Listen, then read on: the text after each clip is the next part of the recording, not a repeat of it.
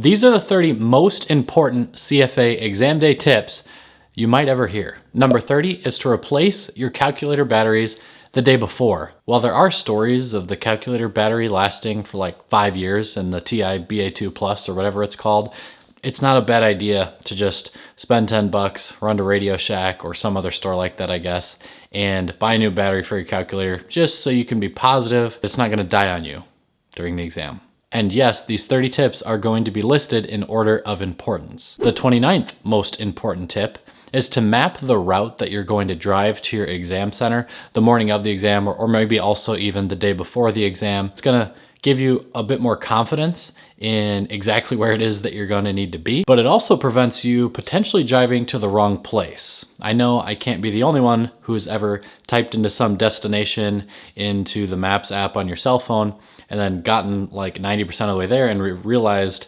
that you're probably going to the wrong destination because the thing that popped up when you typed in the name was maybe some other testing center or something like that. Just be sure of your route. Number 28 is to do some breathing exercises, or you could say some deep breathing, every 15 to 20 minutes during the exam. Breathing exercises can help with several things like your blood flow, literally just getting oxygen to your brain if you're not paying attention to the fact that maybe you're not breathing that deeply. It can relax you, it can sort of like recenter your focus. It's just a good little practice. You take 10 seconds to do 5 deep breaths, every 15 minutes during your real exam, and it will probably make you feel just a little bit better, which can make a difference. Before we get to number 27, a very quick, shameless plug for myself. If you are someone who has struggled with your CFA exam preparation, check out my video course. It is the blueprint to studying for the CFA exams in an optimum way.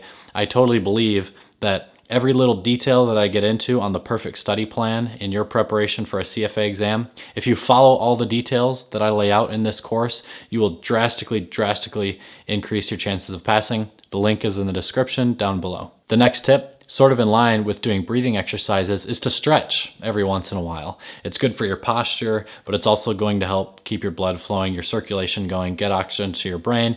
And similarly, it gives you a little bit of like a moment to reset, relax, and recenter yourself. Maybe you could do a little bit of stretching in your chair every 15 minutes as you do your breathing exercise. Get up to go to the bathroom or just walk to the drinking fountain and get a drink, but really just to get your legs moving and to move your body around a little bit if you have time.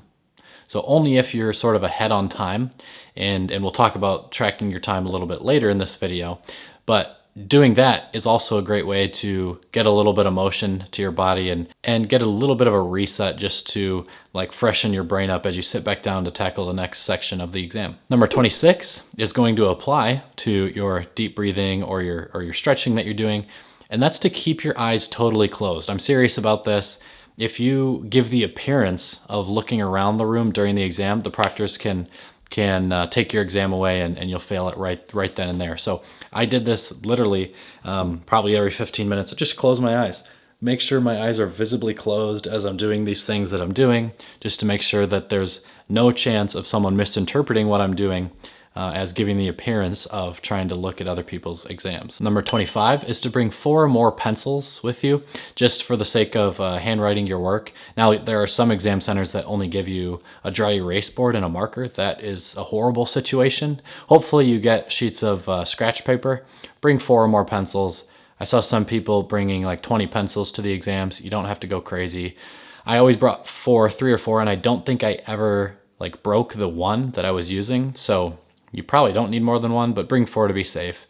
You don't need 20. The 24th tip is the first like exam strategy tip that we'll get into. And that is to write down the relevant formula that you think you're going to need as you start reading a question. So if it's the Gordon growth model and you start reading the first 10 words of the question and you realize that they're giving you 2 of those variables, and the question starts to say like, calculate you're gonna have done so many practice questions in your prep that you'll know basically what this question is going to be. So before I even really solve the question, if I know that I'm likely going to need a formula for that question, it's easier, I think, and this is important, it's easier to write down that formula out of your memory since you've memorized them all, and then approach the question and apply it to the formula, than it is to read the question and kind of start solving it. And then as your brain's thinking about solving it, you're also thinking about the formula and plugging variables in. So I recommend doing it separately. write the formula down on your scratch paper, and then solve the question using the formula. Number 23, wear comfortable but sort of active or lively clothes. I mean, you don't want to be in a tuxedo and looking all fancy and feel really tight and constricted, but you also don't just want to be wearing like a hoodie and sweatpants. If you were to do that, it would just probably feel a bit like a lazy day, or at least a little bit more like a lazy day rather than an extremely important day. So wear something normal, relaxed, casual, comfortable, but avoid the extremely formal and the extremely casual sides of that spectrum. Number 22 is immediately, you want to do this immediately when you walk into the exam room that day. That's to tell every proctor that you see there. You want to identify which people are probably the exam proctors, and then tell each one of them that you're not scared of them. You know, you're not going to be intimidated. You are here to show the world what you can do, and just because they wield drastically more power over you in the exam room, you want them to know that that does not deter you from what you're going to accomplish. So make sure to walk up to each and every exam proctor and just look them in the eye and tell them, hey, I'm not scared of you. Number 21 is a real one again. That's to not skip too many questions. You know, the CFA exams are difficult, and in many exams doing multiple choice questions, people will answer the ones they know how to answer, and then they'll skip questions that they're maybe iffy on or they don't know. Well, a good mark on the CFA exam is like 75%. Average person probably scores 65 because the average person doesn't pass, or less on level 2 or 3. So if an average scores 60 in that case, you're probably only going to be confident about 50% of the questions. And that means that if you skipped every question you're not sure of, you're going to skip like half the questions. You're just going to have too much to come back to at the end. So don't skip too many. You're going to have to learn to and be able to answer questions quickly and confidently, even when you're not 100% positive of the answer. Number 20, pack a lunch that day. There's no hassle. If you have a lunch packed, you know what you're going to be able to eat that day. It's going to be quick, healthy. It avoids you having to search for like a sandwich shop nearby. Bring your own food. Number 19, do not pack formula sheets with you for lunch. There were a lot of people, every time I took a CFA exam, the 3 different occasions, that would bring their formula sheets or their little quick reference cards, and during the lunch break, they were going back over it, rereading formulas. This is bad for a couple reasons. It can have you second guessing answers that you made on the first half of your exam, but most importantly, it means that you're not giving yourself a proper break. You're not really giving yourself a rest, a time to just relax and then recuperate and refocus for the second half of the exam. You're still kind of, you have your mind running the whole time. If you're practicing formulas during the lunch break, I recommend you just don't bring any formula sheets or quick reference guides on exam day. Number 18 is to review the exam day protocol one more time the morning of the test. And I know you probably get emails from the institute telling you to do this exact thing, so it's not a new tip, but it is important, because if you were to forget the type of calculator you need to bring, or what time you need to be there, or what paperwork you need to bring, you just waste so much time that you spent studying that you're going to have to wait another 4 to 6 months to take the exam again. So review the exam day protocol that the institute sends to you. Number 17 is similar to what I mentioned earlier about keeping your eyes closed. The tip is to not look around the room at all. And that's going to really apply to all the times when your eyes are open and you're actually doing your test. You want to stay focused in on your test. Now, when you're doing stretching, again, you're closing your eyes, but once your eyes are open again, you're back on your paper. You don't look around the room at all. You don't give anyone the appearance that you could be cheating, and you don't get kicked out. Number 16 is for level 2 and level 3 candidates, and it's something that hopefully you picked up on during all your practice questions and mock exams, but that's that when you're doing vignettes, they almost always are in the order. The information is presented in the order in which the questions relevant to that vignette are asked. So you read the first 2 sentences of the vignette, and then you do the first question. Then you read the next 2 or 3 sentences of the vignette, then you do the next question. That is the most efficient way to approach answering that style of question, and you should do it like 100% of the time. Tip number 15 is to not read the entire vignettes, like ever, when you're answering vignette style questions. Again, you do not want to just read the entire thing and then go, okay, what are the 5 or 6 or 4 to 6 questions they're asking me about that vignette? You're just going to forget some of the details that you read, and as you read each question, you're going to have to go back and read each section again. Super inefficient. Number 14, that morning of the exam, make sure that your calculator settings are right and that your memory's cleared. And importantly, that you know how to switch between beginning and end mode for time value of money calculations, because you may run into questions that ask you to solve things both ways in beginning mode and end mode. You need to be comfortable with switching back and forth between those modes quickly. Number 13 is one that I personally have a ton of conviction around, just because I sort of hate our modern cell phone society. This is to not bring your cell phone at all into the exam center with you. Most people had their cell phones with them on lunch breaks and they're scrolling online. It can only serve as a distraction. It may be uncompliant. It's not going to help you. Just leave your cell phone at home on CFA exam day. Number 12 is a really fun one. This is something you can do throughout the exam, depending on if you're aware of like your emotional status, over the course of the day. This is to hype yourself up. You should really be talking yourself up and giving yourself a confidence boost or a little bit of energy whenever you need it, to say, you know what, I have done a ton of prep going into this thing. I do know how to answer a ton of these questions. You're going to get a lot of the questions wrong, so it could, that's just the nature of a CFA exam. That could start to beat up on you, and you want to be reminding yourself that some are going to be wrong, but you're getting a lot right, and you're here doing the thing like you planned to do years prior. You've done all the prep. And you tell yourself these things to boost your confidence levels. It makes you feel a bit better. You may perform at a higher level. Number 11 is to pick the seat that you sit in for your exam strategically. You're going to be in that seat most of the next 6 hours or so. So what you want to do is look for the prettiest girl in the room and then sit right next to her. That's really going to help with your blood flow throughout the course of the exam, which also helps get oxygen into your brain. Now, if you're a female watching this video, you don't really have to worry about this too much, because every male CFA exam candidate is extremely attractive. It's just a nature of the program. So anywhere you sit, you're going to be sitting probably next to two very attractive men, and so you're going to also reap the same benefits that these men will be by sitting by you. All right, we're getting into the top 10. The next one is to eat a good breakfast that morning. I read a lot about what foods like help your brain activity throughout the day, and it kept going back to some type of fish, I don't remember. So I think for the level 2 exam, I went and bought this fish the day before, prepped it, put it in the fridge, but I think like I didn't package it right, so it was really hard and a little bit dry, and I microwaved it the next morning and like ate it in the car on the way, and it was disgusting, but I was like, oh, I gotta eat the fish, because it's gonna make my brain work better. And I passed all the exams, so maybe it helped, I don't know, but it's definitely better to have a good healthy breakfast rather than going in on an empty stomach. Your brain is just gonna work more efficiently, and that's what you need. Number 9 is to double check your name and the spelling, and maybe more importantly, your CFA ID number on your paperwork, and then compare that after you enter your information, just to be positive that there's going to be no discrepancy on who it is sitting right here at this station taking this exam. People have had issues with this in the past. This is one of the reasons that people have failed CFA exams by like default, and so it's worth double checking. Number 8, be scared of them calling time. When they say stop writing now, or time is called, or stop typing, or whatever it is that they say when the time runs out for your exam. The reason I say you want to be scared of these words is because you want to be like alerted when you hear that call, because you obviously need to stop right away. If you keep trying to answer questions, you'll fail your exam. The proctors will notice you, they'll flunk you. It maybe isn't just enough to say pay attention to them saying that, because if you're super focused in on something and solving, maybe you could miss that, and that would be a problem if they saw you keep writing or typing. So just be scared, be very aware, be watching out for the phrase when time is called, because you have to stop right then and there. Number 7 came in really clutch for me on a couple of my CFA exams.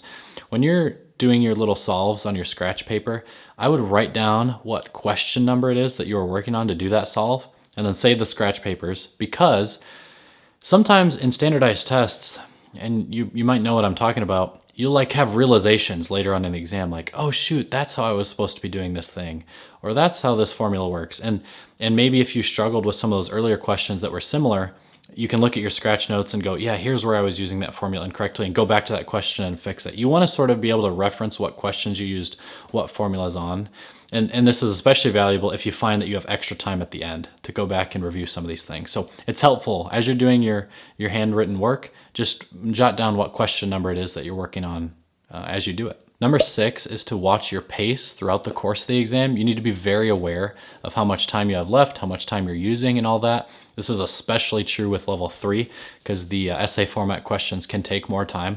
So I think a great way to do it is before the exam actually starts, when you're filling out your paperwork, maybe on a scratch pad, you jot down like what time on the clock you want to be through the first 10, the first 20, the first 30, the first 40 questions, or whatever interval you want to do this at, because then it's just a quick check. Okay, I'm on question 44 and it's this time. Okay, I'm on pace or ahead or behind of pace. That way you don't have to worry about trying to do the clock math, as you calculate how much you've progressed through the exam. Doing this one thing could prevent you running out of time and not getting to like 8 questions at the end of the exam, which would make the difference between passing and failing. So it's a good habit to build. All right, number 5, and remember, these are in order of importance. So we're getting into what I would consider to be like critical exam day tips and practices that you should consider. Number 5 is to mark the answers separately that you did feel relatively confident to answer, but you may go back and review them if you have extra time at the end. These are going to be different than the questions you couldn't answer at all. There are going to be some of those too that you may just end up having to guess on. But the questions that you were pretty confident on, but you may be able to solve if you put a little bit more time into trying to work out a formula. Give it a little different notation on those, whatever that's going to be. And you won't worry about these if you're short on time at all. You'll just go with the answer that you were relatively confident of. But if you do have a lot of extra time at the end of the exam, and this really only happens on the level 1 exam, it would be nice to know which ones you think do deserve some extra effort and some extra thought. And it may potentially cause you to change a couple of answers, get a couple extra points, and that could make the difference. In a similar vein, the 4th most important tip is to be okay with getting answers wrong. There are going to be a lot of questions that you just don't know how to answer, or you try it a couple of times and the answer you get is not at all similar to any of the 3 options. You just have to guess and move on. Be quick and confident about being wrong. You don't want to waste extra time on things that... Now, if it's something you feel like you should know how to do and you've done it before in your practice questions, mark that one to, again, go back to and review potentially at the end. But I'm just telling you, plenty of them, if you get a 70, you're doing well. So like a lot of questions, maybe 60 questions or something, you're not going to know how to do. You just have to be comfortable with moving on from those. Number 3, review your formula sheets again about 1 or 2 hours before your exam.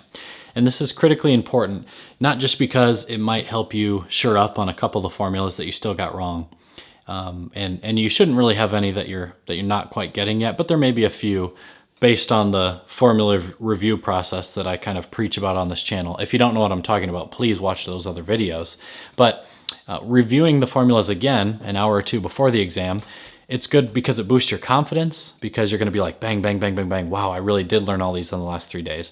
But most importantly, it is going to give your brain a little bit of a warm up and really get the blood flowing and get yourself thinking, because potentially you took the last day off completely. The morning of the exam, you want to get yourself thinking again along the lines of CFA type questions. So reviewing the formulas that morning, I think, is critical. Number 2, one of the most important things I could tell you about approaching exam day well is that you have to wear a suit and tie. And it has to be nice too. The proctors are looking for a well-dressed gentleman. You shouldn't show up in one of these, 2 for $800 Men's Warehouse suits or something that came off the rack and they may have shortened for your legs because you're 5'6". You need to be wearing, a high-end tuxedo with a top hat and a cane. You have to be looking sharp. CFA charter holders are some of the most prestigious investors in the world, and you're supposed to dress above the job you're trying to get, right? So you really need to go above and beyond with the tuxedo that you choose to wear on exam day. Number 1, trust me, this one's going to be a real tip. This is something that I think is literally the most important exam day tip you could have, and that is to relax and have fun. Now, I also recognize that this may be the most difficult thing to do well, but the way that I think you can relax yourself is by, yes, you're doing the breathing, stretching, the preparation that morning, all these things I've been talking about. But again, it's similar to tip 10 or whatever it was. You just need to be telling yourself and reminding yourself about how much preparation you've put into this. You can really have fun with this huge challenge that you're about to take on by reminding yourself about how how great you are at this thing you're trying to do. You know, there are probably a handful of people on planet Earth that are that good at knowing that amount of information about the CFA program other than you and the other candidates on that exam day. I mean, maybe Mark Meldrum knows all of it and some other CFA exam tutors know all of it perpetually, but you on exam day are going to be the most prepared, potentially more prepared for that test than you will ever be prepared for anything else in your life. And it's a really cool headspace to be in. It's like this ultimate challenge that you've been preparing for such a long time. You should approach it confidently. You should try to relax, not be too nervous about it. And approaching it with that mindset is going to help your brain be in such a better place to recall a lot of information quickly. The reason that I'm saying that you need to be relaxed and have fun with it is ultimately not because I want you to have fun, because you know, if you could have a horrible day and still pass the exams, that would be better. But I think it's because being relaxed and having fun are going to increase your brain's efficiency and productivity when it has to recall all this different information. So doing those two things could be more valuable than your last, month of study, because if you studied a ton, but you were super stressed on exam day and your brain wasn't recalling information well, you're not going to do that well. If you studied well, maybe even not as much as some others, but still well, but your brain is super efficient on exam day and you're going to recall most of what you studied, then you're going to have a great chance of passing the exam. I hope you have found all these tips valuable, and as always, thanks for watching.